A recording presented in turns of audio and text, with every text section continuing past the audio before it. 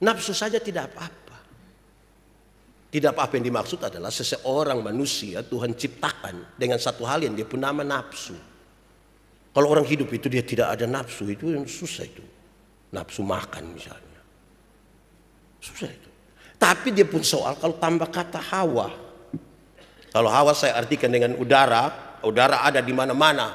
Jadi hawa nafsu berarti nafsu di mana-mana. Nah, itu yang masalah itu.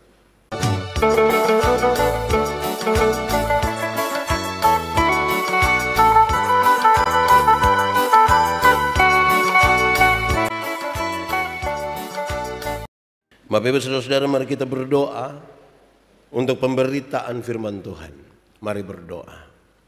Ya Tuhan Allah, kami mohon kepadamu, kuatkanlah dan teguhkanlah iman kami, supaya waktu di mana kami belajar firman Tuhan, biar ini menjadi waktu terbaik bagi kami. Kami mohon Tuhan oleh kekuatan Roh Kudus-Mu, kami diajarkan untuk mengerti, kami dimampukan untuk melakukan apa yang harus kami lakukan sebagai bagian dari pesan-pesan firman Tuhan hari ini. Tuhan jauhkan semua penggoda pencobaan, baik di dalam kami ataupun di sekitar kami. Biar di dalam damai sejahtera-Mu kami belajar firman Tuhan. Kami rindu pada firman-Mu. Berfirmanlah bagi kami Tuhan. Di dalam nama Yesus firman yang hidup itu kami berdoa. Amin. Bapak Ibu Saudara-saudara yang dikasihi dalam Tuhan kita, hari ini tema yang ditetapkan oleh Majelis Sinode Gemit adalah hidup dalam pimpinan Roh Kudus. Pembacaannya terambil dari Galatia pasal 5 ayat 16 sampai ayat yang ke-26. Surat Galatia pasal 5 ayat 16 sampai ayat yang ke-26. Hidup menurut daging atau roh. Maksudku ialah hiduplah oleh roh, maka kamu tidak akan menuruti keinginan daging. Sebab keinginan daging berlawanan dengan keinginan roh, dan keinginan roh berlawanan dengan keinginan daging. Karena keduanya bertentangan, sehingga kamu setiap kali tidak dapat melakukan apa yang kamu kehendaki. Akan tetapi jikalau kamu memberi dirimu dipimpin oleh roh, maka kamu tidak hidup di bawah hukum Taurat. Perbuatan daging telah nyata, yaitu percabulan, kecemaran, hawa nafsu, penyembahan berhala, sihir, perseteruan, perselisihan, iri hati, amarah, kepentingan diri sendiri, percideraan, roh pemecah, kedengkian, kemabukan, pesta pora, dan sebagainya. Terhadap semuanya itu kuperingatkan kamu, seperti yang telah kubuat dahulu, bahwa barang siapa melakukan hal-hal yang demikian, ia tidak akan mendapat bagian dalam kerajaan Allah. Tetapi buah roh ialah kasih, sukacita, damai sejahtera, kesabaran, kemurahan, kebaikan, kesetiaan, kelemah lembutan, penguasaan diri. Tidak ada hukum yang menentang hal-hal itu. Barang siapa menjadi milik Kristus Yesus, ia telah menyalibkan daging dengan segala hawa nafsu dan keinginannya. Jikalau kita hidup oleh roh, baiklah hidup kita juga dipimpin oleh roh. Dan janganlah kita gila hormat, janganlah kita saling menantang dan saling mendengki. Demikian firman Tuhan. Berbahagia setiap orang yang mendengar firman, memelihara dan melakukan dalam hidup setiap hari. Shalom. Agak kuat sedikit. Shalom. Saudara-saudara, kita mulai dari sebutan. Ini sudah biasa saudara dengar, tapi mesti yang jelas. Pantekosta atau Pentakosta? Pantekosta atau Pentakosta? Itu sudah. Penta. Jangan pante. Kalau pante itu di Oetune. Sebutannya adalah Pentakosta, hari yang ke-50. Di hari yang ke-50 setelah kebangkitan Tuhan Yesus ada pencurahan Roh Kudus, dan hari ini kita merayakan itu.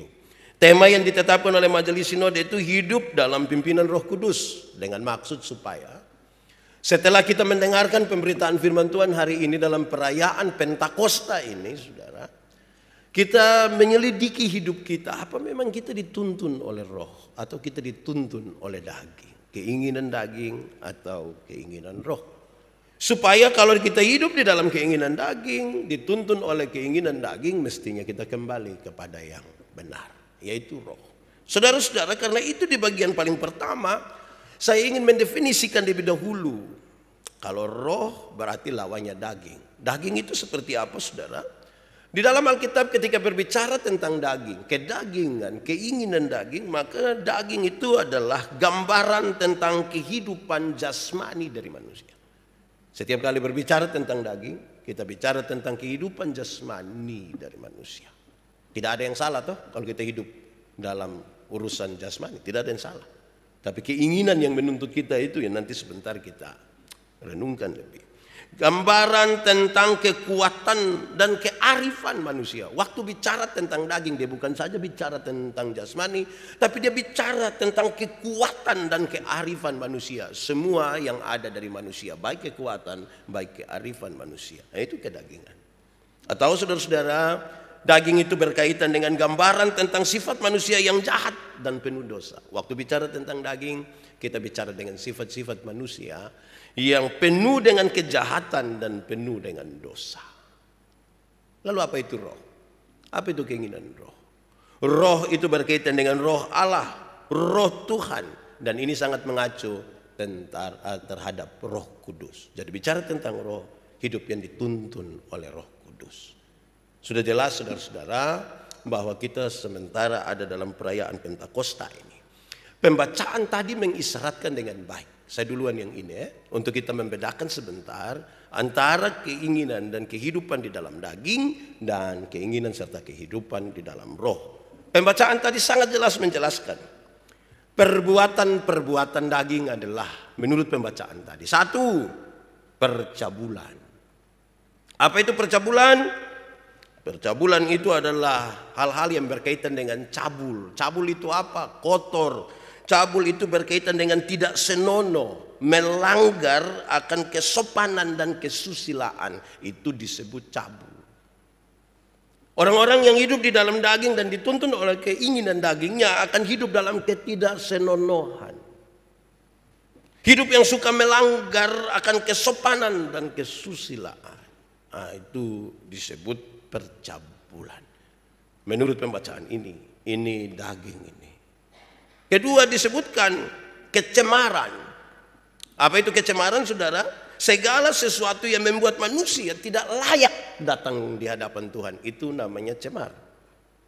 Dalam kehidupan daging ini yang membuat manusia tercemar untuk datang ke hadapan Tuhan, itulah kecemaran. Tuhan yang kita sembah itu Tuhan yang kudus, Tuhan yang suci, sehingga orang mesti menjaga kekudusan hidupnya, menjaga kesucian hidupnya, supaya dia bisa bersatu dan dia bisa datang kepada Tuhan. Ketika dia menjadi cemar oleh apa saja, oleh segala sesuatu yang membuat dia cemar, dia tidak layak ada di hadapan Tuhan. Saudara bisa rasa, kita bisa beribadah, tapi kalau kecemaran kita itu nyata, kita menjalankan syariat saja, ibadah, tapi kita tidak bersatu dengan Tuhan. Ketiga, disebutkan hawa nafsu.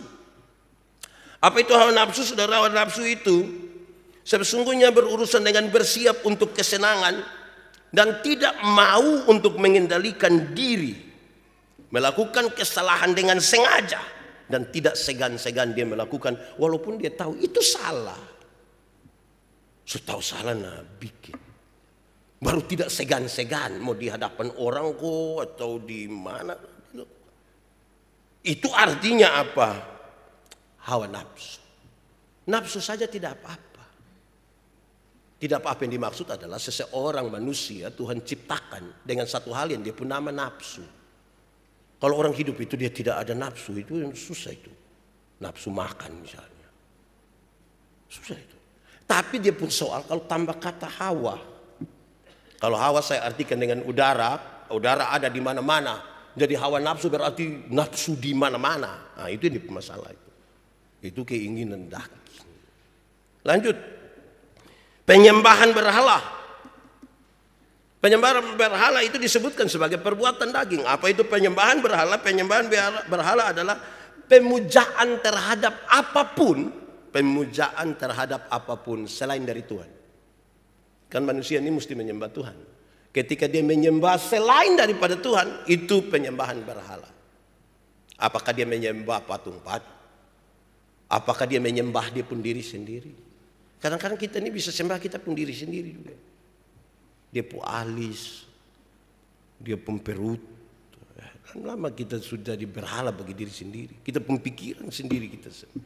Segala sesuatu selain Tuhan yang kita sembah itu penyembahan berhala. Berikut, sihir. Saya kira untuk sihir saya tidak usah jelaskan panjang lebar. Tapi sihir itu berarti menggunakan ilmu sihir, kuasa gelap, suanggi, pakai obat. Mulai dari obat nona sampai obat apalah begitu. Itu kuasa, itu daging. Di sini ada yang pakai obat nona. Jangan pakai kuasa gelap lah. Kalau usaha yang baik-baik, yang jujur. Tidak usah pakai kuasa gelap. Kalau tidak suka orang lain, tidak usah sihir. Berdoa saja, tapi juga jangan doa serahkan juga. Pokoknya berjuang saja, berusaha saja. Tidak usah. Oh, kita pun hidup ini kenapa harus taruh pada kuasa-kuasa kegelapan? Tuhan tidak suka. Yang berikut, perseteruan. Perseteruan itu berarti suka bermusuhan dan suka menciptakan perlawanan dengan kasih. Suka bermusuhan, akhirnya dia berlawanan dengan kasih. Tuhan itu kan mau kita saling mengasihi itu. Orang yang suka berseteru itu adalah dia melakukan perlawanan terhadap kasih. Melakukan perlawanan terhadap kasih itu berarti dia melawan perintah Tuhan. Kalau Tuhan suruh kita mengasihi, lalu kita bersiap diri untuk berlawanan. Saya tidak ingin mengatakan bahwa kalau begitu saudara tidak boleh untuk berbeda pendapat dengan orang lain. Boleh. Beda pendapat dengan orang lain tidak apa-apa. Tetapi bermusuhan itu, perlawanan terhadap kasih itu yang Tuhan tidak mau. Kalau saudara beda pendapat dengan orang lain tidak apa-apa. Tidak apa-apa. Namanya hidup di dunia ini kita berbeda. Saya suka makan acar. Saya punya istri tidak suka makan acar. Tidak apa-apa. Kok kami dua berbeda? Karena kalau dia makan dia langsung mah. Saya makan saja kan saya lapar. Tidak apa-apa. Berbeda kita di situ. Tapi bermusuhan. Dan sampai ketika ibu bikin kelompok orang-orang yang tidak suka makan acar. Dong bikin grup WA. Grup WA tidak suka makan acar. Lantas dong lawan saya yang bikin grup WA kelompok suka makan acar. Terus kita saling menghina, terus orang copy dari grup sebelah kirim ke grup sebelah. Nah itu yang tidak bisa. Berbeda pendapat tidak apa-apa. Tapi kemudian kita bikin perseteruan itu masalah. Berikut perselisihan. Secara singkat, secara cepat kita lihat seolah-olah perselisihan itu sama saja dengan perseteruan. Tapi saudara-saudara, lebih spesifik dikatakan sesungguhnya bahwa perselisihan itu berkaitan dengan persaingan yang membawa kita kepada pertengkaran. Persaingan yang membawa kita kepada pertengkaran. Pada hakikatnya bersaing itu tidak apa-apa. Misalnya tadi paduan suara menyanyi pakai bahasa Inggris. Terus karena saya ini kan hebat bahasa Inggris toh. Jadi setelah paduan suara menyanyi bahasa Inggris, saya juga tidak mau kalah. Waktu khotbah saya pakai bahasa Inggris semua. Terus orang tanya, Pak Pendeta, kenapa sampai Pak khotbah pakai bahasa Inggris sampai kami separuh tidak mengerti ini? Oh biar supaya paduan suara tahu saya juga bisa. Nah, yang begini ini yang bawa pada pertengkaran. Itu yang disebut nama perselisihan. Kalau persaingan saya tidak apa-apa toh. Sebab kalau bayangkan kalau kita perselisihan bawa pada persaingan bawa pada pertengkaran itu tuh berbahaya. Kalau kita hidup bertetangga, yang di sebelah itu ada tumis sayur, yang di sebelah itu tidak mau kalah, dia bilang kas panas minyak, kas panas minyak. Setelah minyak panas anak-anak dong kasih tahu mama bawang tidak ada. Terus mam Tobin sudah percik-percik air juga tidak apa-apa sudah. Ini lama-lama baku bunuh ini gara-gara ini. Itu keinginan daging. Lanjut, pembacaan tadi disebutkan iri hati. Hidup itu jangan iri hati, itu kehidupan daging sekali. Iri hati itu saudara adalah keinginan untuk melebihi seseorang, bahkan dengan menginginkan apa yang bukan menjadi miliknya sendiri. Itu iri hati. Iri hati itu berkaitan dengan keinginan untuk melebihi seseorang. Jadi tidak mau orang lain lebih. Dia ingin lebih dari seseorang dengan menginginkan apa yang bukan menjadi miliknya. Bukan dia pemilik, tapi dia menginginkan itu supaya dia bisa lebih dari orang lain. Nah, itu iri hati. Iri hati. Saya suka pakai definisi lain. Iri hati ialah lebih baik saya rugi asal engkau rugi lebih banyak daripada saya untung, tapi saudara untung lebih banyak. Itu hari saya pakai contoh begini.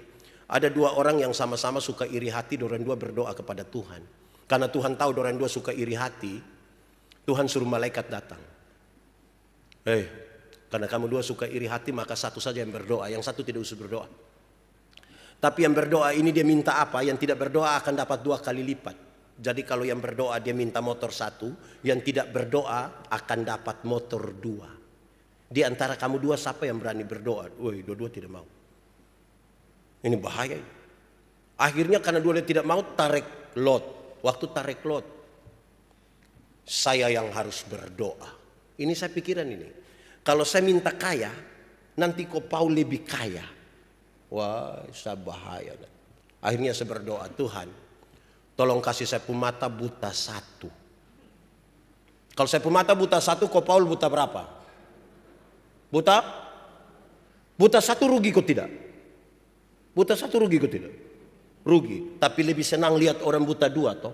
Itu yang dia nama iri hati. Saya rugi asal engkau rugi lebih banyak. Pulang gereja ada orang bawa motor lari hampir tabrak kita kaget. Sili lewat 20 meter dia jatuh. Brrr, kita bilang apa? Mampus. Picek kita pembapa yang jatuh. Senang sekali lihat orang susah dan susah sekali lihat orang senang. Itu iri hati. Lanjut, amarah. Menurut pembacaan tadi, amarah itu perbuatan daging. Amarah itu apa? Amarah itu sangat berkaitan dengan kemarahan yang meluap-luap. Kadang-kadang dia marah sembarang. Pukul meja, banting kursi, banting ini organ. Lempar TV. Padahal TV belum lunas. Sebentar dia menangis. Makanya kalau marah itu tahan-tahan. Dibanting semua baru. Ternyata itu TV sebelum lunas lagi itu pinjam orang pun di sebelah. Nah itu kita tambah masalah. Makanya nasihat kalau marah tahan-tahan. Misalnya ada orang yang tadi sudah buta 2 itu. Dia terlalu marah, dia angkat dia kacamata banting. Terus orang panggil, mari makan sudah. Dia jalan ke mana coba? Dia setengah mati. Makanya kalau marah, tahan-tahan. Jangan suka amarah meluap-luap. Marah tuh boleh. Ayub marah dia pu istri toh. Kan dia pu istri bilang, masa engkau percaya kepada Tuhan? Luka-luka dari ujung kaki sampai ujung rambut ini. Kutukilah dia dan matilah.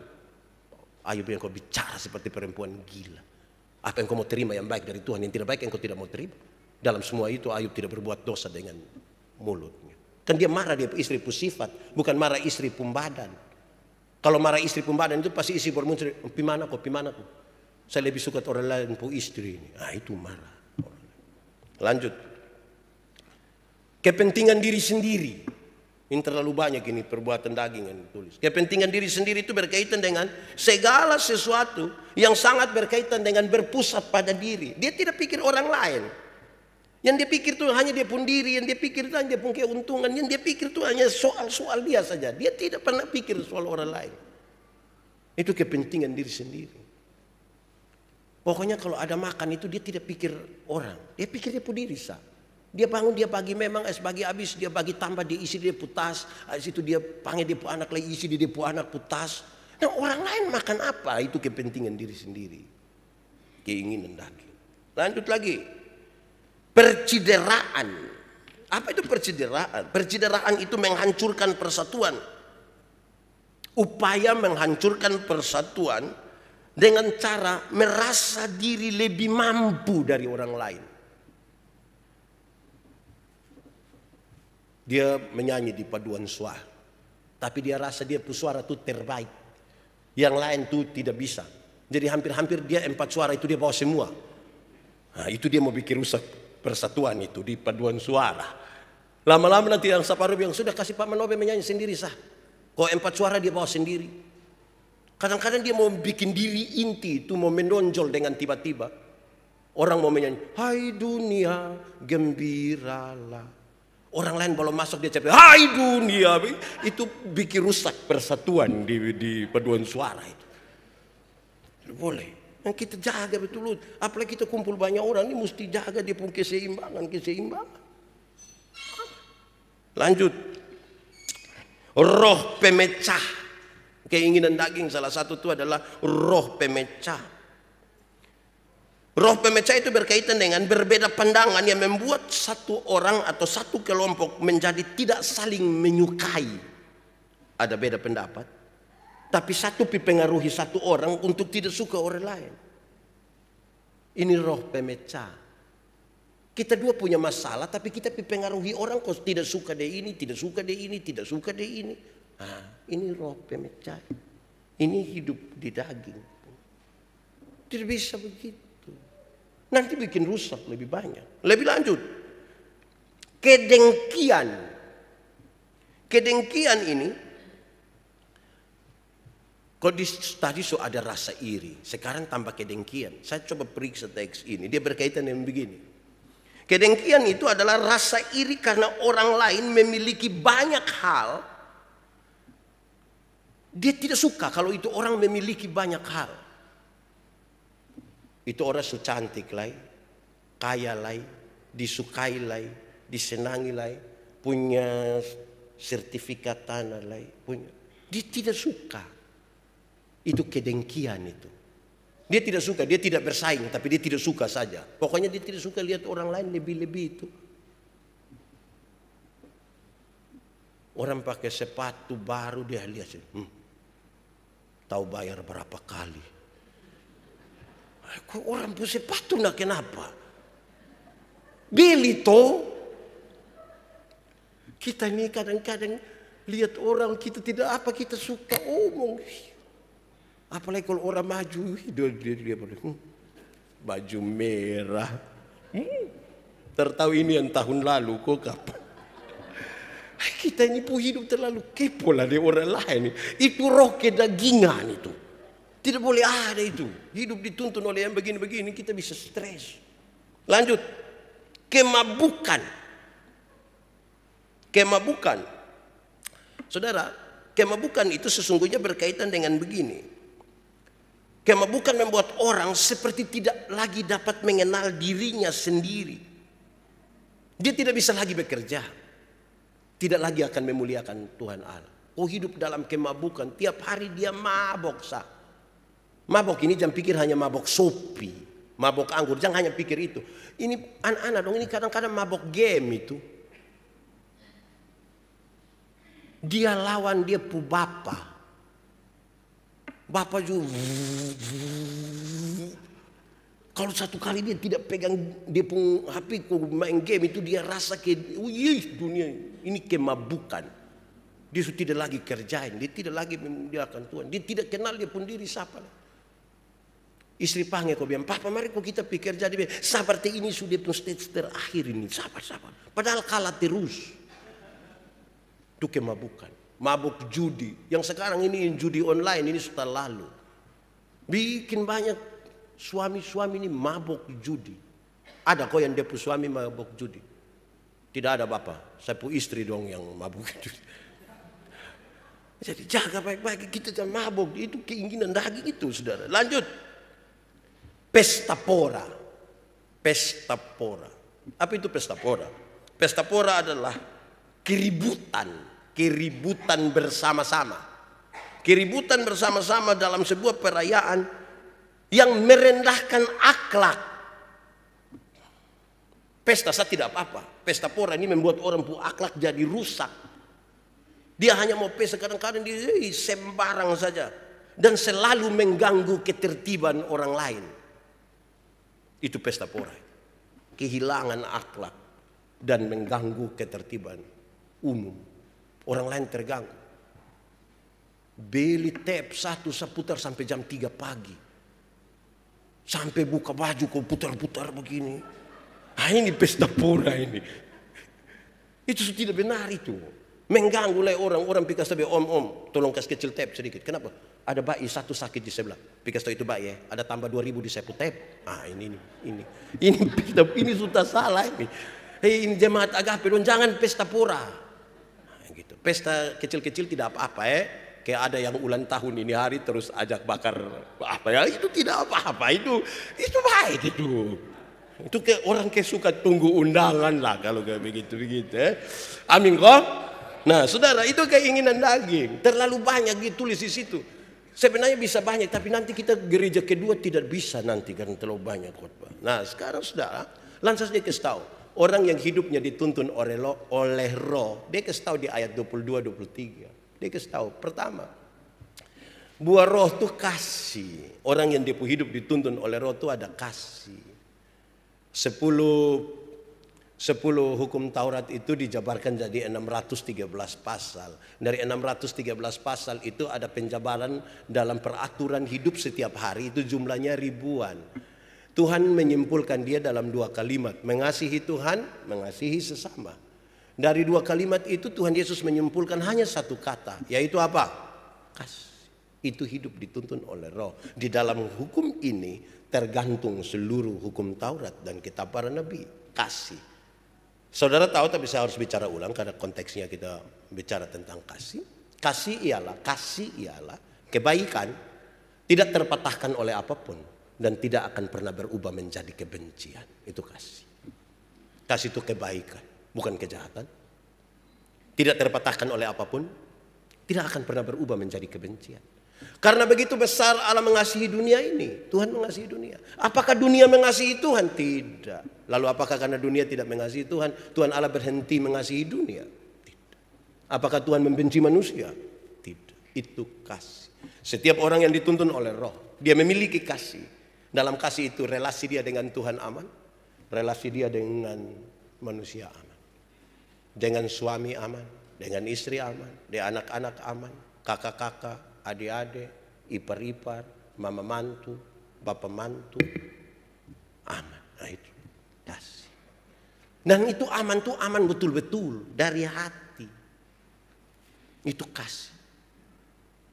Kalau tidak, saudara-saudara, kita hidup tidak dituntun oleh roh. Kasih itu yang membuat kita tidak bisa omong orang bilang, seseorang tidak boleh mengatakan, saya terlalu mengasihi Anda, tapi saya sudah tahu lupus sifat asli begini, maaf. Itu bukan kasih, itu egois namanya.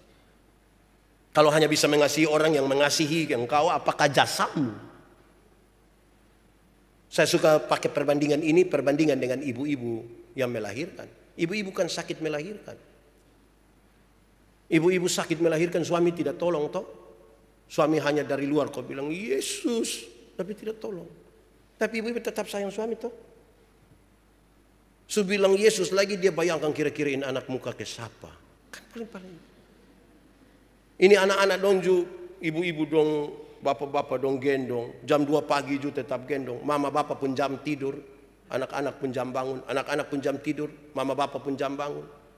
Ini orang dong tua dong tidak tidur gara-gara ini anak dong.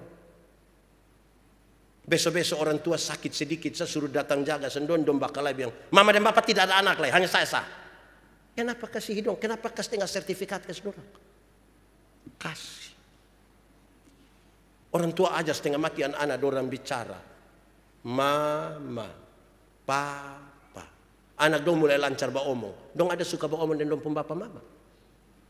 Dong lebih suka beromong dan dong pun kawan. Kenapa harus kasih makan dorang? Kalau dong tidak suka beromong dengan kita, kenapa kasih makan dorang? Kasih. Tidak terpatahkan. Ajar don jalan satu langkah tate jalan belakang itu Anda sudah bisa jalan, ada suka jalan dan dia pun bapak mama. Tapi kenapa kasih makan dorang? Oh kasih. Tidak terpatahkan hanya karena dia kasih itu begitu. Kita pun anak dong ini kalau dong mulai SMP, waduh kita sulit ini. Mau peluk dorang itu sulit sekali. Apalagi di muka dong pun teman. Bapak boleh percaya diri, angkat tangan, taruh di depo anak pun bahu. Depo anak hanya main bahu. Wih, ke mau pulang itu ke tidak mau kasih makan dia saja. Tapi kenapa kasih makan? Ya kasih, tidak terpatahkan oleh apapun. Itu hidup yang dituntun oleh Roh. Amin kok. Pulang nak mengasihi suami, baik-baik mengasihi istri. Korek bab tua biasa dengar tadi. Kedua, sukacita. Hidup yang dituntun oleh Roh itu penuh sukacita. Berulang-ulang kali saya bilang, sukacita itu beda dengan senang. Senang itu kepuasan. Sukacita itu sikap terhadap keadaan.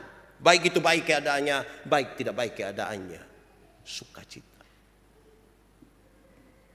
Menyangkut senang, Alkitab berkata, ada waktu untuk senang, tapi ada waktu untuk susah. Jadi kalau saudara sementara senang sekarang, sedikit lagi susah. Atau kalau saudara sementara susah sekarang, mungkin sedikit lagi mati. Kan kita juga tidak tahu kita hidup sampai kapan. Tetapi menyangkut sukacita, Alkitab berkata, bersukacitalah senantiasa. Dalam keadaan apapun. Kan kita hidup ini susah, senang, menangis, tertawa, sakit, sehat. Tapi sikap terhadap keadaan. Saya suka tanya orang tua dong. Orang tua dorang umur berapa? 90. Sehat kok? Dong bilang begini. Namanya orang tua pun sehat toh. Kalau dia sampai omong begitu, dia sadar benar itu ada asam urat itu. Ada kolesterol itu. Tapi dia bersuka cita. Namanya orang tua pun sehat toh. Gitu. Bukan baru asam urat sedikit langsung mati sudah Yesus, aduh Tuhan mati sudah, aduh. Lama-lama kita meninggal dunia itu. Jadi sikap terhadap keadaan itu penting toh. Amin kok. Saya baru urus satu orang masalah kemarin. Wih, dia bilang bapak mati sudah. Karena saya diusir di segala macam dia omong. Oh, jadi dunia sudah berakhir. Belum bapak tapi nah itu yang belum itu nah. Jangan terlalu. Jaga dulu kita punya hati supaya penuh dengan sukacita. Jaga kita punya hati dan segala kewaspadaan toh, karena di sanalah terpancar hidup. Ketiga, apa lagi? Damai sejahtera. Damai sejahtera itu segala sesuatu yang mendatangkan kebaikan bagi umat manusia. Damai sejahtera. Segala sesuatu yang mendatangkan kebaikan bagi manusia itu tidak semuanya manis. Kadang-kadang pahit. Saya pernah bilang pada saudara, kalau kita sakit gigi. Saudara pernah rasa sakit gigi atau tidak? Artis yang cipta dan menyanyi itu lagu yang lebih baik sakit hati daripada sakit gigi. Itu kan dia belum pernah rasa. Sakit gigi itu kita tikam kepala di bawah, kaki di atas. Malam tidak bisa tidur. Orang menyanyi di sebelah kita tersinggung di sini. Terus dalam keadaan sakit itu siapa yang berani kunyah atau kumur air gula? Kenapa kumur air gula sakit gigi? Biar supaya ulat senang bapak dia. Tidak. Untuk kesembuhan obatnya bisa pahit. Untuk mendatangkan kebaikan. Dia obat kadang-kadang pahit. Ada orang yang dia menjalani sebuah kehidupan dalam semacam berat sekali. Terakhir dia bilang, Pak Pendeta, saya baru mengerti. Oh, selama ini tidak mengerti. Ada hal yang tapi dia mendatangkan kebaikan. Kesabaran. Apa itu kesabaran? Kesabaran sangat berkaitan dengan bertekun. Bertekun dan bertahan sampai menang. Itu dia bernama sabar. Sabar itu bukan sekadar menunggu waktu habis. Tahu pendeta lagi berapa menit ini. Itu bukan sabar. Ini baru poin keempat. Buah roh ada 1, 2, 3. Oh, itu bukan sabar. Sabar yang dimaksud adalah ketekunan. Terus berjuang. Tetap betul-betul bertahan. Sampai jadi pemenang. Itu sabar. Pak, waktu saya mulai kerja awal-awal tuh orang hina-hina saya, Pak. Pak, waktu saya mengalami kejatuhan itu, Pak, orang omong saya, dengar telinga juk panas, Pak. Tapi saya sabar, saya terus bekerja. Gitu toh. Sabar. Itu hidup yang dituntun orang oleh roh. Bukan tidak sabar. Berikut, ini saya mesti cepat-cepat karena itu jam. Nanti ikutlah ibadah kedua supaya lebih panjang. Lanjut saudara-saudara. Kemurahan. Hidup yang dituntun oleh Roh itu penuh kemurahan. Kemurahan itu kebaikan yang tersedia untuk banyak perkara. Gitu dia pun catat. Kebaikan yang tersedia untuk banyak. Ada orang yang dia baik di satu hal, yang lain dia tidak baik. Pokoknya di satu hal itu dia baik sudah. Yang lain tidak. Ada orang yang dia baik di satu hari, di hari Minggu itu dia hari baik. Mulai Senin itu, kalau mau baik itu di segala waktu, segala perkara itu yang dia pun nama kemurahan. Di semua penuh dengan kebaikan bagi segala perkara. Lanjut, kebaikan. Apa itu kebaikan? Kebaikan respon. Kebaikan itu ungkapan respon kita terhadap kasih karunia Tuhan. Supaya betul-betul dia tergerak dari sini. Karena yang perbuatan baik itu belum tentu digerakkan oleh kasih dan oleh sesuatu yang benar. Oleh Roh Kudus. Semua orang bisa bersikap baik. Tapi belum tentu dari hati. Kebaikan itu respon terhadap kasih karunia. Semua orang yang sadar bahwa Tuhan telah mati bagi dia, bangkit bagi dia, naik ke surga bagi dia, menyediakan surga bagi dia. Aduh Tuhan, terima kasih. Ini yang bisa saya buat sebagai ungkapan syukur terhadap kasih karunia. Nah itu kebaikan. Sebab kalau kita tidak begitu, yang kelihatan baik belum tentu dibangun di atas kebaikan. Di hati yang digerakkan oleh Roh. Belum tentu. Apalagi kesetiaan. Kesetiaan. Kesetiaan itu berarti tetap kepada janji. Kalau saudara pernah berjanji, saudara mesti setia. Harus. Kesetiaan itu bukan proses satu hari. Kesetiaan itu proses terus menerus. Dan satu hari, besok, lusa, tula, ada tantangan, hampir-hampir mau jatuh. Kita mau belajar setia. Tetap kepada janji. Kadang-kadang orang semua meninggalkan janji itu. Tapi saya mau belajar setia pada janji. Nah itu setia. Apalagi janji itu selalu melibatkan pihak lain. Berjanji bagi diri sendiri. Berjanji bagi Tuhan. Berjanji bagi orang lain. Belajar untuk tetap kepada janji. Saudara mesti gitu. Supaya kita jangan terkesan hanya janji-janji sah. Janji-janji tinggal janji. Ke lagu dulu sah. Lanjut. Kelemah lembutan. Saya harus mengatakan kembali. Kelemah lembutan itu terdiri dari dua kata. Lemah dan disambung menjadi kelemah lembutan. Walaupun kami suami-suami di NTT ini biasanya hanya sampai lemah saja. Lembut tidak. Ketika dia lemah baru dia mengerti kelembutan. Kalau sakit, kalau mau mati itu tiba-tiba dia pun lembut. Dia akan bilang, Mama terbaik. Tuhan tidak salah. Tuhan sayang Papa melalui Mama. Itu kalau dia ada lemah. Tapi kalau dia ada kuat-kuat itu dia pun mas parak ini. Elhana tahu kata mas parak? Hana bagus sudah cari tahu. Mas parak itu, woi! Nah itu mas parak. Kelemah lembutan itu bukan berarti omong pelan-pelan. Bikin kayak ayu-ayu kau bilang, maaf. Saya pun kaki lu injak. Itu bukan kelemah lembutan. Kelemah lembutan bukan itu.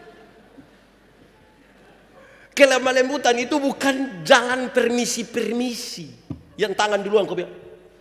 Kelemah lembutan bukan itu.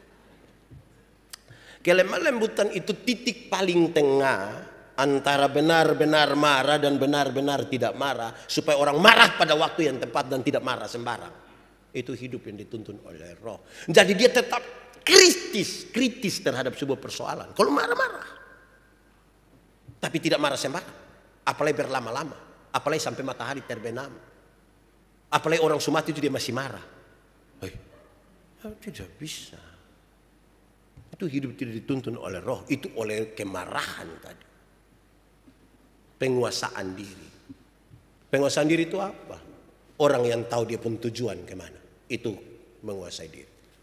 Kalau saya mau pergi ke El Tari, ke gereja Anugerah, saya keluar di sini, di depan ini saya sudah diberi tawaran belok kiri atau belok kanan. Orang yang kuasai diri bilang tidak, saya belok kiri. Pas sampai situ, majelis dong ada berkumpul di situ, dan bilang, Pak Pendeta, taman kok? Tidak, saya mau pulang ke sana. Itu kuasai diri. Sampai di simpang di Komdak, saya diberi tawaran di Mercusuar, pi Ernona, pi El Tari. Wih, saya mulai pikir ini. Pi mertua ko, pi istri. Ernona kan mertua, Anugerah istri. Di dekat Mercusuar itu tahu siapa pu istri. Ini kita diberi tawaran ini. Jadi kita ambil keputusan. Tadi mau pi mana? Nah, begitu. Nah ini saya, itu kuasai diri. Tahu tujuan mau pi mana. Tahan diri. Misalnya ini yang merah-merah dong ini. Penyanyi-penyanyi dong ini. Tujuan saya mau menyanyi ini.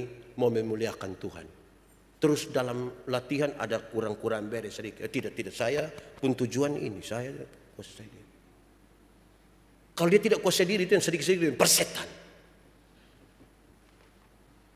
Persetan terdiri dari dua suku kata. Yaitu par dan setan. Par itu artinya teman dekat. Sohib. Besti. Itu par.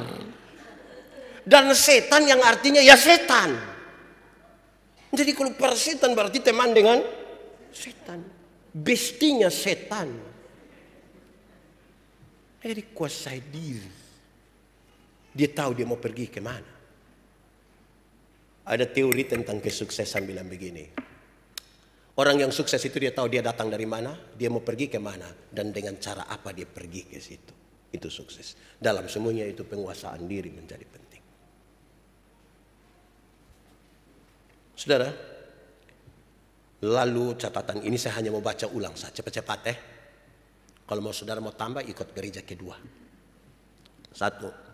Hidup oleh roh maka kamu tidak akan mengikuti keinginan daging. Keinginan daging berlawanan dengan keinginan roh. Barang siapa menjadikan dirinya milik Kristus, ia telah menyelipkan segala hawa nafsu dan keinginan daging. Jikalau kamu hidup oleh roh, baiklah hidup kita juga dipimpin oleh roh. Dan janganlah kita gila hormat. Janganlah kita saling menantang dan saling mendengki. Jangan. Berilah hidupmu dipimpin oleh roh. Seluruh kegiatan jasmania kita, makan, tidur, nonton, baca, macam-macam, harus digerakkan oleh roh. Supaya kita berbeda dengan orang-orang yang tidak dituntun oleh roh. Merendahkan dirilah di hadapan Tuhan Allah. Dan membiarkan Roh Kudus itu memimpin saya dan saudara. Selamat salam Pentakosta buat saudara semua. Roh Kudus tinggal di dalam hidupmu. Tuhan memberkati kita. Mari kita berdoa. Bapa di surga, kami mengucap syukur kepadamu. Engkau telah menuntun kami melalui firman-Mu. Terlalu terbatas kami manusia, tapi satu hal kami percaya. Kalau Tuhan di dalam kami dan kami di dalam Tuhan, benih-benih firman ini akan bertumbuh dan berbuah dalam hidup kami. Terpujilah nama-Mu. Di dalam nama Yesus kami berdoa. Amin.